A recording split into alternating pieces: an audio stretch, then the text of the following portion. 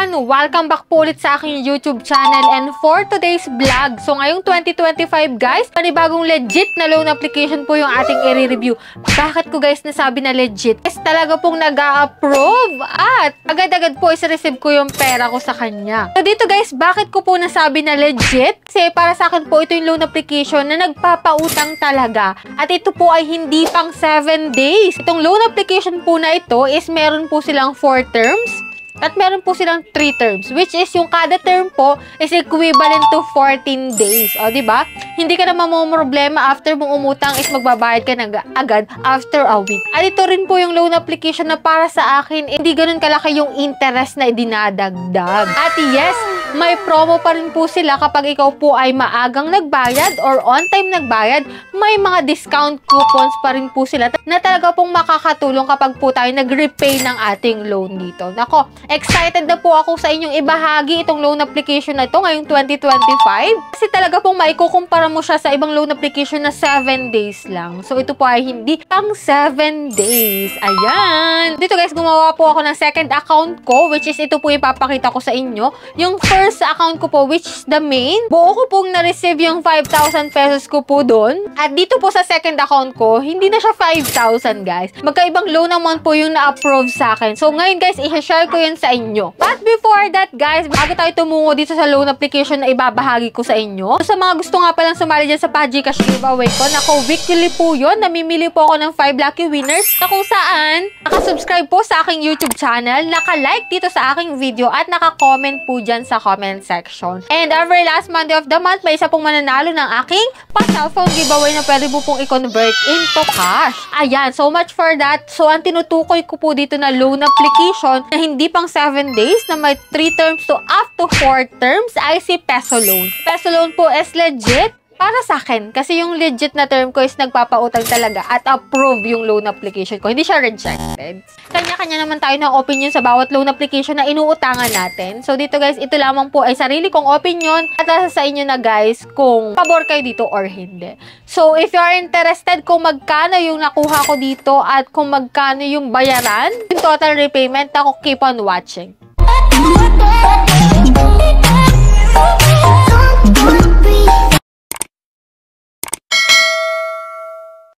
Ayan, disclaimer no, hindi po tayo agent or promoter nitong si Peso Loan. Hindi po porket vinlog natin, is pinopromote na po natin at nire-recommend ko na kayong umutang dito. So ito guys, nagbabahagi lamang po ako ng pag-loan ko sa kanya at ipapakita ko po sa inyo kung magkano yung nautang ko dito. And syempre, yung mga features na meron siya. Dito guys, is available po sa Google Play Store and hello po sa mga Android user dyan. Ito na po yung pinaka-aantay nyo. Dito guys, si Peso Loan po is under ng Masaganang Buhay Finance Philippines Corporation. So, ka-update niya lang po nitong December 13, 2024. So, as of now, guys, meron po siyang 4.4 stars and 21,000 reviews.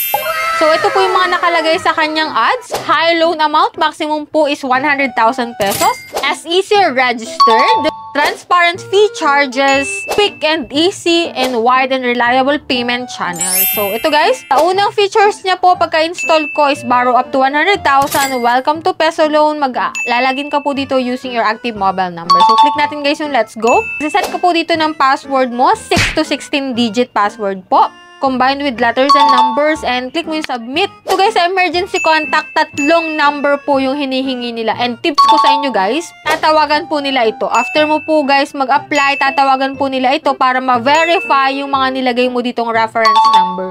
Kung sila ba ay active, kung sila ba ay totoong tao, at correct pa yung information na nilagay mo.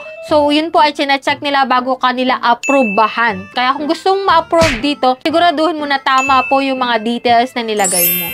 Dito guys, yung mga ID type, ito po yung mga higher loan amount, GSIS, PRC ID, driver license, SSS card, and GMID. Kung wala ka po niyan, pwede pa rin po yung passport, postal card, pag-ibig, national ID, PhilSys, and TIN. And after mo po guys, mapilapan yung lahat ng yan, borrow immediately, click mo po yun. And yan, nakalagay dito, congrats Cherry! We are working on your credit limit, kindly wait for a few seconds. Dito nga po sa second account ko, 2,500 po yung na-approve sa akin na loan amount. May 4 terms po siya and 3 terms, which is yung 14 days, per term po ito. So, ito po yung loan details or installment plan kapag 4 terms ang pinili mo sa 2,500. Ang marireceive mo po na loan amount is 2,125 pesos. Total fees is 900 pesos. At ang unang babayaran mo po is 1,210 pesos. And sa second term po is 907 na lamang. Included na po yung interest doon. Third term is at 877. Fourth term is 30 pesos. Pag po nag-repay ka on time, enjoy a discount on your last installment. So, dito po sa 3 terms, 750 po yung total fees. Same amount po yung marireceive mo, which is 2,125. First term mo po, sa first schedule repayment po is 1,437. Included na po yung interest doon. Second po is 1,408. Third term is 28 pesos. Dito po sa add new withdrawal method, kung saan mo pwedeng ma-receive yung pera, it's either bank card or e-wallet.